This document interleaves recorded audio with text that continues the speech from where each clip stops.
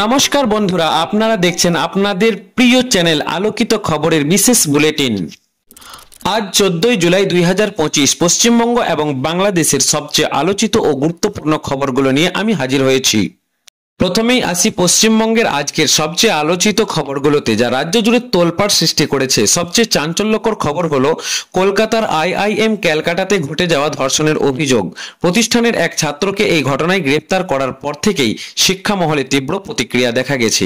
দক্ষিণ কলকাতা ল কলেজের ঘটনার এক মাসের মধ্যেই এমন একটি প্রিমিয়ার ইনস্টিটিউটে এই ধরনের ঘটনা ঘটায় শহরের শিক্ষা প্রতিষ্ঠানগুলোতে ছাত্রছাত্রীদের নিরাপত্তা নিয়ে আবারও প্রশ্ন উঠেছে।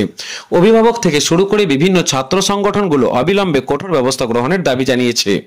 সরকারের পক্ষ থেকেও এই ঘটনাকে অত্যন্ত গুরুত্ব সহকারে দেখা হচ্ছে এবং শোনা যাচ্ছে শিক্ষা প্রতিষ্ঠানগুলোতে নিরাপত্তা জোরদার করতে এবং এমন ঘটনা প্রতিরোধে নতুন ও কঠোর নির্দেশিকা জারি করা হতে পারে। একটা হরিদেবপুর পুলিশ স্টেশনে কালকে রাত্রি 8:35 একটা রিটিন কমপ্লেন জমা পড়েছে।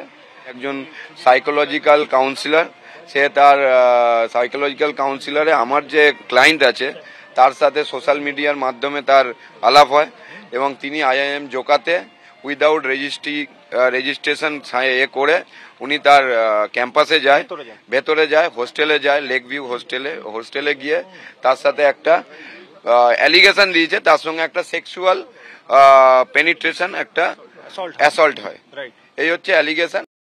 এই ঘটনা নিয়ে সামাজিক মাধ্যমেও ব্যাপক আলোচনা চলছে, যেখানে নেটিজেনরা অভিযুক্তদের দৃষ্টান্তমূলক শাস্তির দাবি তুলেছেন। এরপর রাজ্য রাজনীতিতে এখন একটাই আলোচনা, সম্ভাব্য মন্ত্রিসভার রদবদল। সাম্প্রতিক বিতর্ক ও কিছু দপ্তরের পারফরমেন্সের উপর ভিত্তি করে মুখ্যমন্ত্রী একটি বড় সিদ্ধান্ত নিতে চলেছেন বলে জল্পনা তুঙ্গে। রাজনৈতিক মহলের একাংশ মনে করছে কিছু নতুন মুখকে মন্ত্রিসভায় আনা হতে পারে, আবার কিছু মন্ত্রীর দপ্তর পরিবর্তন বা দায়িত্ব কমানো হতে পারে। এই রদবদল রাজ্যের প্রশাসনিক কার্যকারিতা এবং আগামী দিনের রাজনৈতিক সমীকরণে কি প্রভাব ফেলে সেদিকে নজর রাখছে সকলে। এই পরিবর্তনগুলি রাজ্যের উন্নয়ন প্রকল্পগুলিতে গতি আনবে নাকি নতুন বিতর্কের জন্ম দেবে তা দেখার জন্য অপেক্ষা করছে রাজনৈতিক মহল। এবার পশ্চিমবঙ্গের আবহাওয়ার কথায় আসি। আজ 14 জুলাই দক্ষিণবঙ্গে নিম্নচাপের প্রভাবে ভারী থেকে অতি ভারী বৃষ্টির পূর্বাভাস রয়েছে। গত 24 ঘন্টায় কলকাতা সহ উপকূলবর্তী জেলাগুলিতে যেমন দক্ষিণ 24 পরগনা, পূর্ব মেদিনীপুর, হাওড়া এবং হুগলিতে লাগাতার বৃষ্টিপাত হয়েছে। এর ফলে কলকাতা সহ এই জেলাগুলির নিচু এলাকায় জল জমার আশঙ্কা বাড়ছে, যা দৈনন্দিন জীবনযাত্রাকে প্রভাবিত করতে পারে। কিছু ছোট নদী এবং খালগুলিতে জলস্তর বৃদ্ধি পাচ্ছে, যার ফলে সাময়িক বন্যা পরিস্থিতি দেখা দেওয়ার সম্ভাবনা রয়েছে। উত্তরবঙ্গে মাঝারি থেকে ভারী বৃষ্টি অব্যাহত আছে, বিশেষত দার্জিলিং, কালিম্পং এবং আলিপুরদুয়ারের মতো পাহাড়ি এলাকায় ভূমিধসের আশঙ্কা থাকায় পর্যটকদের সতর্ক করা হয়েছে। স্থানীয় প্রশাসন ইতিমধ্যেই সব রকম জরুরি পরিস্থিতি মোকাবিলার জন্য প্রস্তুত থাকছে। এবার নজর রাখি প্রতিবেশী দেশ বাংলাদেশের আবহাওয়ার দিকে। সেখানে বন্যা পরিস্থিতি ক্রমশ উদ্বেগজনক হয়ে উঠেছে। মৌসুমী বায়ুর সক্রিয়তায় দেশের উত্তর ও মধ্যাঞ্চলের প্রধান নদীগুলোর জলস্তর বিপদসীমার উপর দিয়ে প্রবাহিত হচ্ছে।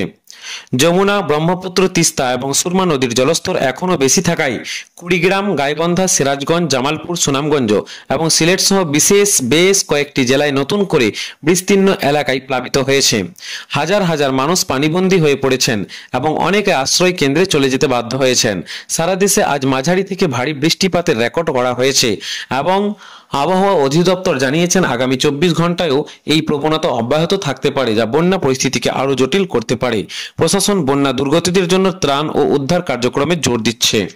এবার বাংলাদেশের আজকের সবচেয়ে আলোচিত খবরগুলো। দেশের বন্যা পরিস্থিতি আরো ভয়াবহ রূপ নিয়েছে, যা এখন একটি বড় মানবিক সংকটে পরিণত হয়েছে। উত্তর ও মধ্যাঞ্চলে নতুন নতুন এলাকা প্লাবিত হওয়ায় ক্ষতিগ্রস্তদের সংখ্যা বাড়ছে। ত্রাণ কার্যক্রম জোরদার করা হলেও চাহিদা বিশাল। দ্বিতীয়ত, দেশের রাজনৈতিক পরিস্থিতিও এখন বেশ উত্তপ্ত। বিরোধী দলগুলো সরকারের বিরুদ্ধে দুর্নীতির অভিযোগে বড় ধরনের বিক্ষোভের ডাক দিয়েছে, যার ফলে রাজধানী ঢাকা সহ বিভিন্ন শহরে নিরাপত্তা জোরদার করা হয়েছে। এই বিক্ষোভগুলো দেশের রাজনৈতিক অঙ্গনে নতুন করে উত্তেজনা সৃষ্টি করেছে।